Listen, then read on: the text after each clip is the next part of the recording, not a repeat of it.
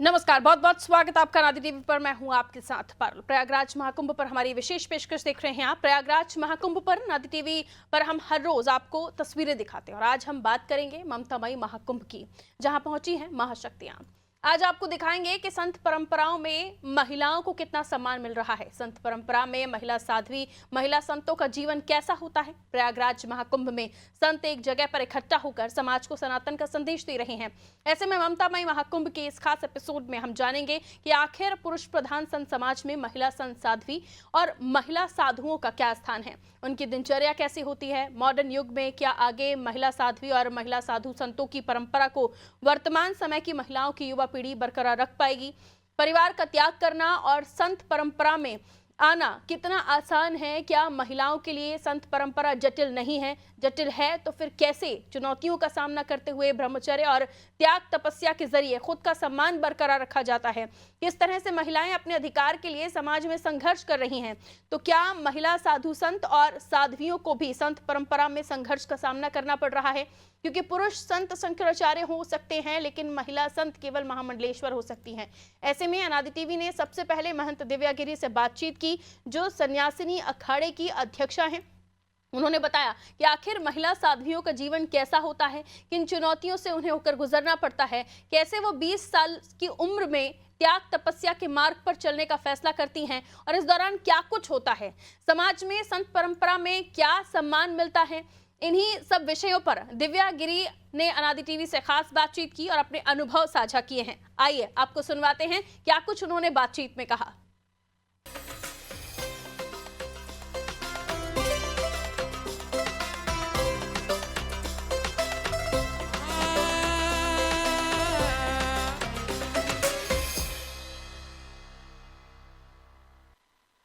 महाकुंभ 2025 विराट है, दिव्य है, अलौकिक है, भव्य है। लेकिन महाकुंभ 2025 ममतामयी है। ममतामयी क्यों है? क्योंकि ये वो महिला साधु हैं, वो महिला संत हैं, वो महिला ममतामयी साध्वी हैं जो महाकुंभ 2025 में महाकुंभ 2025 को सफल बनाने और धर्म ध्वजा को शिखर पर पहुंचाने के लिए महाकुंभ में प्रवास कर रही हैं और अपने अपने अखाड़ों में भक्तों से मिल रही हैं, उनको आशीर्वाद दे रही हैं, उनको सद्मार्ग पर चलने का तौर तरीका बता रही हैं। ममतामयी महाकुंभ के इस खास एपिसोड में हमारे साथ बातचीत करने के लिए मौजूद हैं सन्यासी अखाड़ा की अध्यक्ष महंत दिव्या गिरी जी, और इनसे बातचीत करते हैं कि इस ममतामयी महाकुंभ में 2025 में तमाम विषयों पर चर्चा हो रही है। लेकिन आज जो मेरी थीम है वो ममतामयी महाकुंभ है, और इस ममतामयी महाकुंभ में क्या संदेश देना चाहेंगी एक साध्वी के रूप में समाज को? देखिए, समाज का जो केंद्र बिंदु है हमेशा और सदा सर्वदा नारी ही रही है। और जब हम बात अन्य परिक्षेत्र की करते हैं तो एक चूँकि संन्यास एक बिल्कुल अलग दिखने वाला पथ होता है, तो उस पे भी जहाँ तक मुझे महसूस या हम देखते या पढ़ते या सुनते हैं, जो व्यवस्था महिला अपनी व्यवस्था काल में कर लेती है वो शायद अन्य व्यक्ति के लिए थोड़ा सा कठिन पड़ता है। तो संन्यास भी एक उसी व्यवस्था का एक माध्यम है, या यूँ कहें है तो सर्वोच्च माध्यम, परंतु जो हमारी सन्यासिनी उसको मैनेज करती हैं वो बखूबी तौर पे मुझे लगता है एक विशेष रहता है। अच्छा, सन्यासिनी अखाड़ा की अध्यक्ष हैं आप, और दिव्या गिरी का नाम खासकर महिला संतों में किसी से कमतर नहीं है, किसी से छिपा नहीं है। कितना कठिन होता है महिला संत को जीवन यापन करना, और संत परंपरा में महिलाओं का आगमन और फिर उनकी एक दूर चिरकाल की जो यात्रा है, कितनी कठिन होती है? देखिए, कठिन तो मानव जीवन का हर दिन है। आप किसी भी क्षेत्र में हैं, किसी भी व्यवसाय में है, किसी भी लाइन में है, तो कठिनता तो है। आपका जो प्रोफेशन है उसमें आपको कठिन लगेगा। हर दिन आपके लिए एक परीक्षा होती है, उसको आपको पास आउट करना होता है। ऐसे ही हम लोगों का बस ये थोड़ा सा समाज से अलग है तो व्यक्ति को लगता है कि बहुत कठिन होगा। तो तपश्चर्या नो डाउट एक कठिनता के मार्ग पे है। जब तक आप कठिन अपने शरीर को, अपने मन को या अपने व्यवसाय व्यवहार को नहीं बनाएंगे तो आप तपश्चर्या में सफल नहीं हो पाएंगे। तो कठिनता उस ओर ना देख के अगर आप संन्यास लेते हैं तो इतना ज़रूर अंतर है कि वो लाइन थोड़ा सा सहज है, उसके ढेर से विकल्प हैं, आपके पास में विकल्प नहीं है। और आपका जो उद्देश्य है वो अर्जुन की आँख की तरह होता है कि आपको उसके उद्देश्य की पूर्ति हेतु आपको चलना है। थोड़ा सा नियम होने चाहिए, थोड़ा आप क्या नियम होते हैं महिलाओं के लिए? क्योंकि कहा जाता है संतों को तो बहुत नियम का पालन करना होता है, खासकर उसमें ब्रह्मचर्य होता है, तमाम सारे कठिन नियम होते हैं। महिला संतों के लिए क्या नियम होते हैं? देखिए, जो पुरुष साधु के लिए नियम है सेम एज इट इज़ महिला साधु के लिए होते हैं। बस थोड़ा सा मर्यादाशीलता को अगर आप ध्यान में रखेंगे तो उनकी व्यवस्था में अंतर है, बाकी कोई अंतर नहीं पड़ता है। अगर मान ली कोई हठ योगी है तो महिलाओं में भी हठ योग का जो लोग करना चाहते हैं वो करते हैं। कोई विभूति रमाता है तो अपना जो हम लोगों का कोई भी नियम लेना है तो वो 12 वर्ष तक लेते हैं। तो अगर हठ योग लेना है, फलाहार जैसा नियम लेना है, निराजल रहना है, कम वस्त्रों का लेना है, तो ऐसे आपके ऊपर वो डिपेंडेंसी होती है कि आप क्या करना चाहते हैं। मगर उतनी सहजता तो खैर आपको तपश्चर्या में सहजता तो मिलेगी ही नहीं। सम्मान मिलता है जितना पुरुष संतों को मिलता है, महिला संतों को उतना सम्मान देता है समाज? आजकल के परिप्रेक्ष्य में देखें तो मिलता है। और पूर्व के परिप्रेक्ष्य में? हाँ, पूर्व में थोड़ा सा ह्रास था, थोड़ा सा मुगल कालीन के बाद में जो टाइम पीरियड था उसमें सम्मानजनित व्यवस्था नहीं थी। तभी शायद जो हमारा इतिहास था, अन्य जो हमारी वेद के रचयिता हमारी मातृशक्ति हुआ करती थी उसके बारे में लोगों को अनभिज्ञता है, कम जानते हैं। मगर अभी तो पूर्णतया सम्मान है, लोग जानना चाहते हैं, देखना चाहते हैं। भव्य कुंभ डिजिटल कुंभ के माध्यम से लोग उससे पूर्व परिचित भी हैं और हर व्यक्ति के हाथ में मोबाइल है। अगर मुझे लगता है 100 अगर पुरुषों को सर्च करते होंगे तो सिर्फ 50 महिलाओं को भी सर्च करते हैं। तो ये अच्छा समय है महिलाओं के लिए। अच्छा, महिला आप हैं, महिला अध्यक्ष हैं सन्यासी अखाड़ा की, तो सन्यासिनी अखाड़े से क्या संदेश देती हैं आप महिलाओं को कि क्या वो इस परंपरा की ओर आकर्षित हों? जो साध्वी बनने की, जो महंत बनने की एक परंपरा है उसकी ओर वो भी आकर्षित हों? और क्या लगता है कि वर्तमान परिवेश की जो महिलाएं हैं, जो एक मॉडर्न युग आ रहा है, इसमें जो सन्यास की परंपरा है वो आगे जारी रहेगी या अभाव हो जाएगा महिला संतों का? देखिए, 6वीं शताब्दी से जब से मुझे लगता है आदि गुरु शंकराचार्य जी ने संतों का एकत्रीकरण या संगठन बनाया, तब भी महिला थी, बीच के काल में भी महिला थी, और जहाँ तक हम लोग ने पढ़ा सुना या देखा तब भी महिला थी। आज भी महिलाएं हैं, कल भी रहेंगी। जब तक सृष्टि है, जब तक महिला और पुरुष का इस पृथ्वी पे अस्तित्व है, तब तक मुझे लगता है कि सन्यासिनी की भी परंपरा तब तक कायम रहेगी। जो घर का परित्याग करती हैं, जो अपनों का परित्याग करती हैं, ये जो पूरा एक आभा वैभव मंडल है भक्तों का, जैसे आप सन्यासिनी अखाड़े की अध्यक्ष हैं तो हजारों भक्त आपके पास आते हैं, तो क्या उनको देखकर मन में शांति होती है कि हम अभी भी समाज से जुड़े हैं, या अपनों को खोने का ये एक जो गम है वो रहता है? देखिए, जब आपका सन्यास हो जाता है तो सन्यास लेने पे और सन्यास को जीने में हो सकता है यदा कदा कोई ऐसा घटना दुर्घटना हो तो आपको अपने परिजनों की याद आई। मगर चूँकि मैं अपनी खुद की बात करूँ तो 10 जनवरी 2002 को मेरा सन्यास हुआ, तो कभी, चूँकि मानव जीवन है, ढेर से जुड़े हुए यादें। अवस्था थी आपकी जब आपने सन्यास? जी, 20 साल जी। तो कुछ ऐसा होता है कि घटना के व्यक्ति, निसंदेह आप अपने मस्तिष्क से तो घटनाक्रम नहीं निकाल सकते हैं, वो तो आएगी, मगर धीरे धीरे जब जनता आप अपने इस मार्ग पे, इस जीवन में चलते हैं तो धीरे, जैसे किसी महिला का विवाह हुआ, ठीक, तो अपने परिजनों से जुड़ी तो रहती है ना, उसके बाद में फिर वो दूसरे घर में सेट हो जाती है। ऐसे ही अगर उस मार्ग को आप छोड़ते हैं तो एक टाइम बाद आप इसमें भी सेट हो जाते हैं। किसी ने कहा था आपसे सन्यास में जुड़ने के लिए, या आप खुद सन्यास में जुड़ी? क्या खुद से लगाव था? नहीं नहीं, मेरा किसी से ऐसा कोई पूर्व परिचय नहीं था। जब जिस स्थान पे मैं अभी हूँ, मनकामेश्वर मंदिर, तो मैं वहाँ पे गई और दर्शन है, तो जब मैं वहाँ गई तभी मेरे अंदर मन में संन्यास तो नहीं, उनके प्रति समर्पण था। फिर धीरे से मैंने क्या दिनचर्या रहती है आप लोगों की महाकुंभ में? सब कोई धूरी रमा रहा है, कोई सुबह स्नान कर रहा है, वैसे स्नान तो संत परंपरा में हर कोई करता है। क्या दिनचर्या रहती है सन्यासिनी अखाड़ा की अध्यक्ष दिव्या गिरी की? देखिए, सुबह सुबह हम लोगों का भगवत ध्वज का स्थापन है, तो वहाँ पे भजन पूजन का रहता है। अपना जो नित्य कर्म करना होता है, सुबह योग की व्यवस्था रहती है। फिर अपने नित्य कर्म में, क्योंकि दायित्व मेरा ढेर से महिलाओं के लिए है, तो उन लोगों को चेक करना, उनकी व्यवस्था को देखना, और फिर भजन कर विश्राम करना। तो कुछ संदेश देंगी समाज को इस महिला ममता मई जो आज हमारा कार्यक्रम है, ममता मई महाकुंभ, इसके द्वारा समाज को क्या संदेश देना चाहते हैं?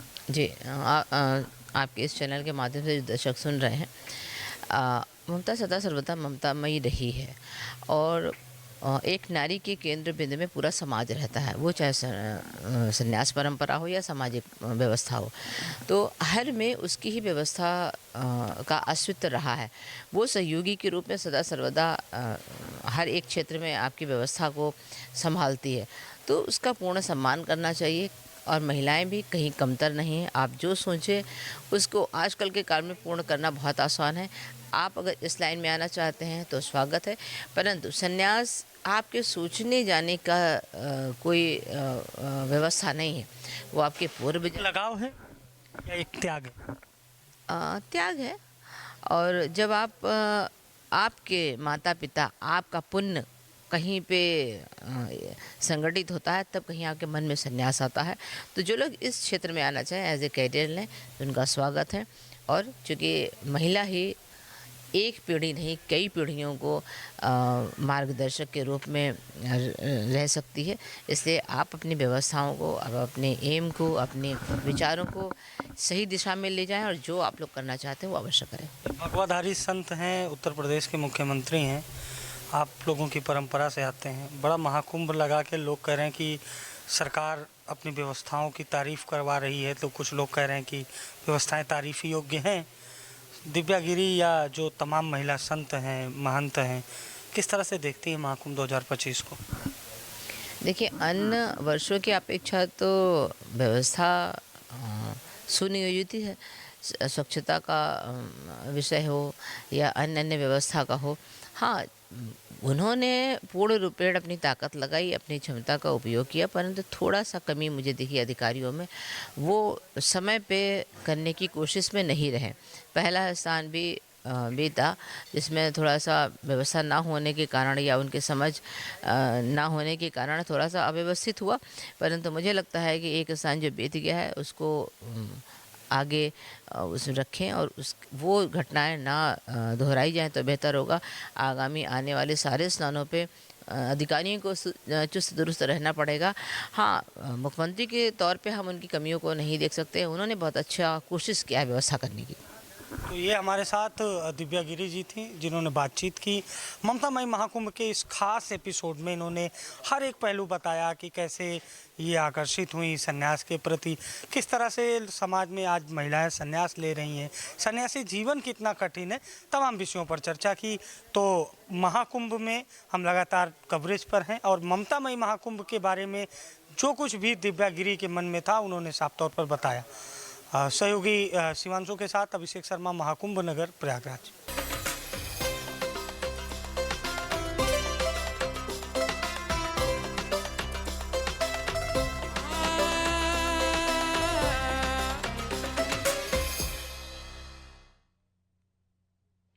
तो दिव्या गिरी के बाद अब हम जानेंगे साध्वी किरण गिरी और साध्वी शिलेश्वरी देवी की आखिर महिला साध्वी, साधुओं और महिला संतों का जीवन कैसा होता है, ये हम उनसे जानने की कोशिश करेंगे। कैसा है कम उम्र में घर का त्याग करना पड़ता है, अपनों से दूर रहकर समाज को सनातन से रूबरू कराने के लिए संघर्ष करना पड़ता है। ममता मई महाकुंभ के इस खास अध्याय में देखिए साध्वी किरण गिरी और साध्वी शिलेश्वरी देवी से अनादि टीवी संवाददाता अभिषेक शर्मा की खास बातचीत है।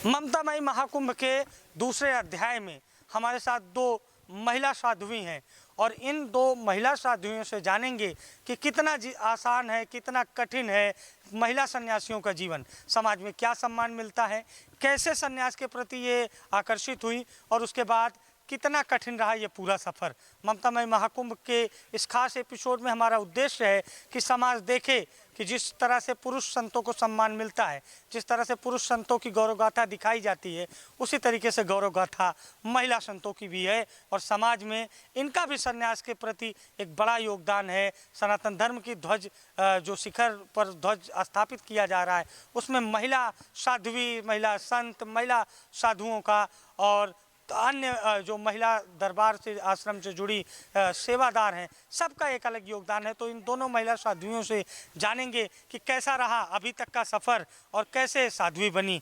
सबसे पहले किरण गिरी जी आपसे जानेंगे, कब मन में ख्याल आया कि अब मुझे सन्यास की ओर बढ़ना है और मुझे अब किरण गिरी से साध्वी किरण गिरी बनना है?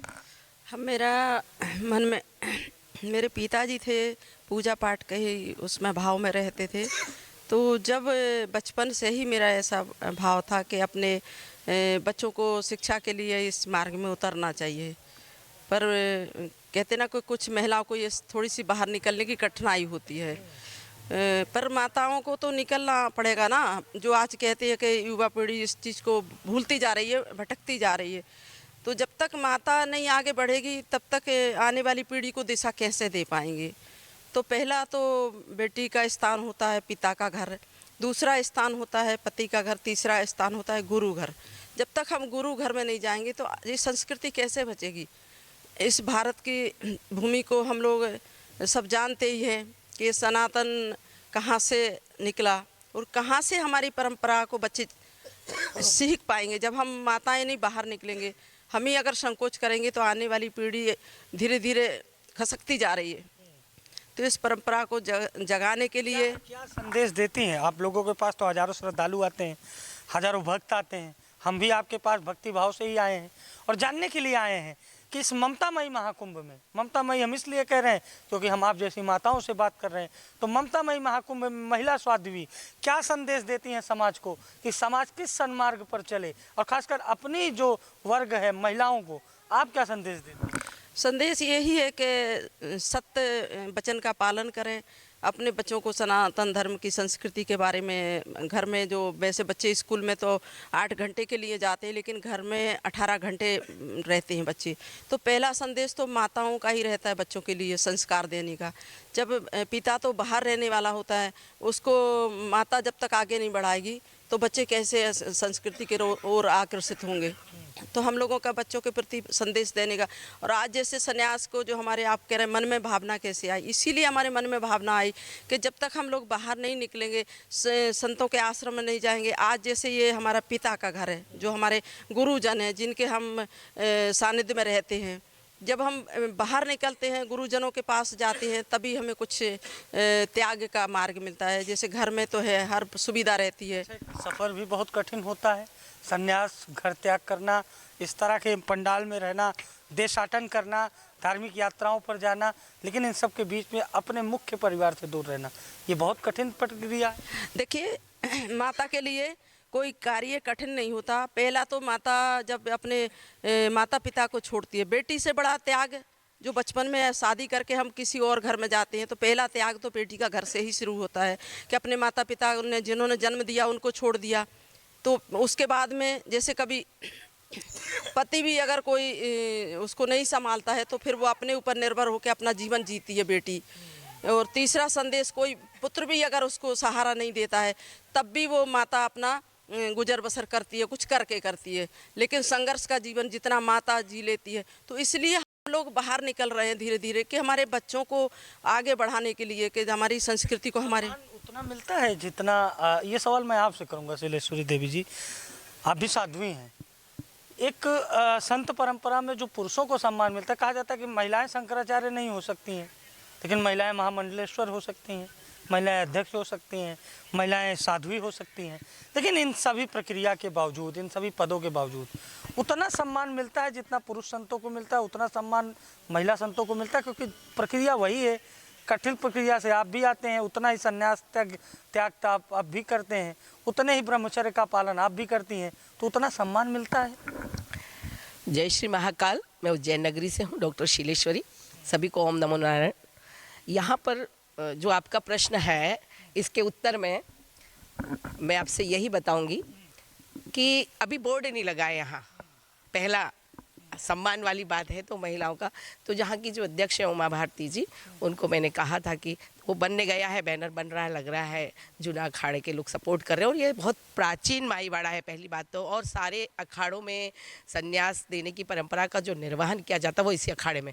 अन्य अखाड़े की महिलाएं भी यहीं आती हैं और यहीं महिलाएं सभी महिलाओं का मेरा संन्यास होना है यहाँ। अभी मैं 20 साल से सनातन का कार्य तो कर रही हूँ।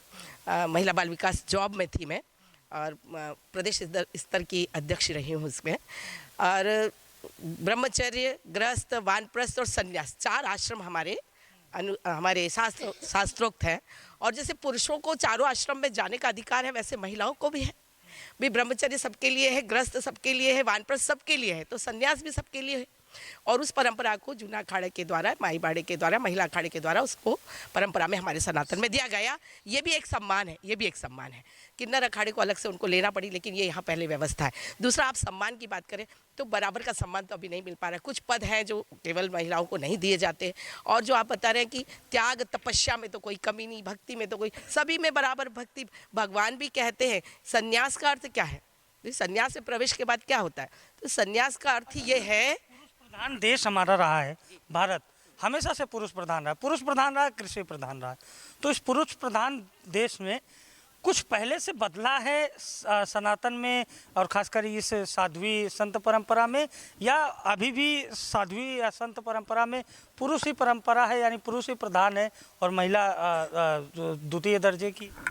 देखिए, आप जो प्रश्न कर रहे हैं वो सही है कि पुरुष प्रधान है, लेकिन जैसे घर में भी स्त्री को अधिकार देते देते थोड़ा विचार किया जाता है। फिर अगर आवाज़ उठाई जाती है अधिकारों के प्रति तो जागरूक होकर बोलती है। अगर बोलती है तो देखो, रोने पर बोलते हैं ना कि माँ भी दूध नहीं देती है जब तो बच्चा रोए नहीं। तो महिलाओं को जो आप बोल रहे हैं ममतामयी, करुणामयी, इनमें ममता होती है, ये सबके लिए कर तो रही हैं, लेकिन ये नहीं, इन्होंने अपने अधिकार के लिए आवाज़ उठाई नहीं। और बिना आवाज़ उठाए भी कहीं कुछ आवाज़ उठती है तो बराबर अखाड़े उनको दे रहे हैं, इसलिए महामंडलेश्वर के पद दिए गए हैं। मैं यहाँ पर भी अध्यक्ष महोदय, शंकराचार्य का भी पद मिलेगा। देखिए, शंकराचार्य परंपरा का तो मैं अभी से नहीं कह सकती क्योंकि वो हमारे यहाँ परंपरा में पता नहीं मुझे। अनादिकाल से शंकराचार्य जी ने इन अखाड़ों की व्यवस्था जरूर करी थी, लेकिन उस अखाड़े में महिला पुरुष नहीं था। देखिए, संन्यास के बाद कोई महिला और पुरुष नहीं होता, सीधी बात तो इसका पिंडदान होता है। 16 संस्कार में हमारे यहाँ 15वां संस्कार संन्यास का है, उसके बाद 16वां होता है। जो गृहस्थ में ही वानप्रस्थ में शरीर छोड़ते हैं उनके भी 13वीं होती है, लेकिन संन्यास होने के बाद उसकी 16वीं होती है, यानी 15 संस्कार संन्यास और 16वां उसका संस्कार होता है जब अंतिम उसको जल समाधि, भू समाधि दी जाती है। तो आपका जो कहना है 16वां संस्कार हमारे सनातन के सबके लिए है, तो सबको मिलना चाहिए। कि आपने बात की, महाकुंभ को सब अपने अपने हिसाब से देखते हैं। आप लोग महाकुंभ को किस तरह से देखते हैं? और महाकुंभ से कहा जाता है कि बहुत पॉजिटिव एनर्जी निकलकर समाज में जाती है, क्योंकि यहाँ ना कोई छोटा है, ना बड़ा है, ना कोई ऊपर नीचे है, ना अगड़ा पीछा, कुछ नहीं, सब यहाँ समान है। और इस समान व्यवस्था में आप किस तरह से देखते हैं महाकुंभ को? महाकुंभ से क्या संदेश निकल कर जाना चाहिए समाज में?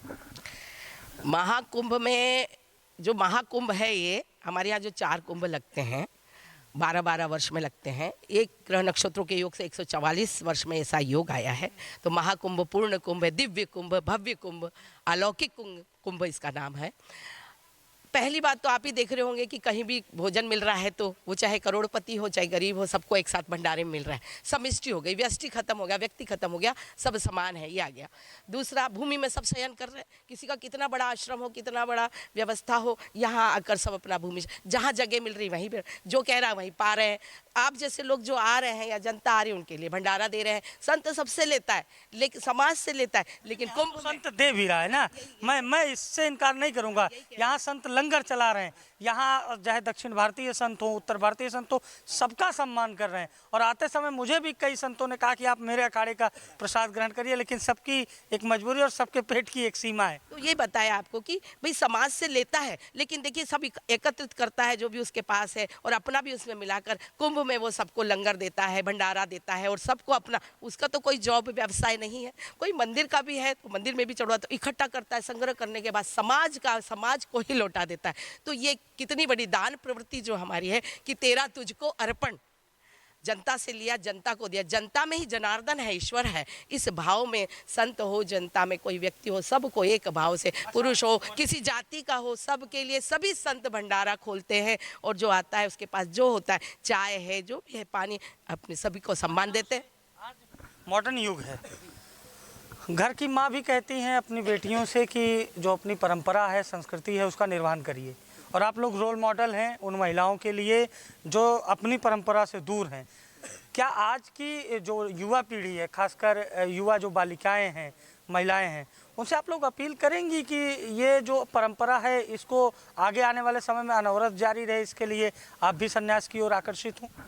देखिए, सभी बच्चियों के लिए यही बात रहेगी कि जब तक 20 वर्ष पहले 100 वर्ष आयु होती थी, अभी 80 है। उसके 4 भाग बांट दो, 4 आश्रम है हमारे यहाँ। तो पहला ब्रह्मचर्य सबके लिए, विद्याध्ययन के लिए है। फिर 20 वर्ष या 25 वर्ष जो भी है गृहस्थ के लिए है, गृहस्थ का भी पालन करें। उसके बाद वानप्रस्थ, अपने बच्चों का विवाह करके उनके ऊपर दायित्व सौंप के कुछ अपना संतों के, गुरुओं के पास जाकर इस सनातन परंपरा के लिए कार्य करना चाहिए, सनातन धर्म के लिए कार्य करना चाहिए। वानप्रस्थ के बाद जब पक्के हो जाए, आपकी त्याग तपस्या आ जाए, तो फिर आप सबको संन्यास की ओर भी आना चाहिए, क्योंकि तभी आपकी मुक्ति है। वो आपने परमार्थ में कर लिया, परमार्थ के अलावा आत्म कल्याण के लिए संन्यास है। इसमें देह को छोड़ दिया जाता है, इसका पिंड दान हो जाता है। फिर न पुरुष रहता है न महिला रहती है। आत्मा तो कोई पुरुष और महिला नहीं होती। मरने के बाद, जलाने के बाद किसी को कहते हैं कि आप आत्मा तो अटल होती है। तो आत्मा अजर अमर है और वो कोई महिला और पुरुष नहीं है, वो जीव जंतु की भी सब एक है। और उस भाव के लिए, अपने आत्म कल्याण के लिए मैं सभी बच्चियों के लिए कहूँगी कि पहले ब्रह्मचर्य का पालन, फिर गृहस्थ का पालन, फिर वानप्रस्थ का पालन, और तीनों के बाद भी उम्र बचती है तो बिल्कुल संन्यास में अपने आत्म कल्याण के लिए उतर जाना चाहिए। देखिए, आत्म कल्याण के लिए उतर जाना चाहिए, और आत्म कल्याण हो, सृष्टि का कल्याण हो, और इस देश का, धरा का, भूमि का, माँ जननी का कल्याण हो। यही ममतामयी महाकुंभ अनादि टीवी की जो ये खास पेशकश है, इसका उद्देश्य है कि सबका कल्याण हो। और विश्व बंधुत्व, विश्व कल्याण का जो मिशन है महाकुंभ का, ये लगातार जारी रहेगा। आज हमने महिला साध्वीश, महिला संत, महिला साधुओं से बातचीत की, आपको दिखाया कि किस तरह से जीवन यापन होता है इनका, किस तरह से ये संन्यास की प्रक्रिया का पालन करती हैं, कैसे इनकी ये जो मंजिल है, ये डगर है, ये कितनी कठिन है, कितनी आसान है, दिनचर्या कैसे होती है, कैसे ये बाड़ों में, अखाड़ों में रहती हैं। और ममतामयी महाकुंभ के इस खास एपिसोड में मुझे दीजिए इजाज़त। नमस्कार।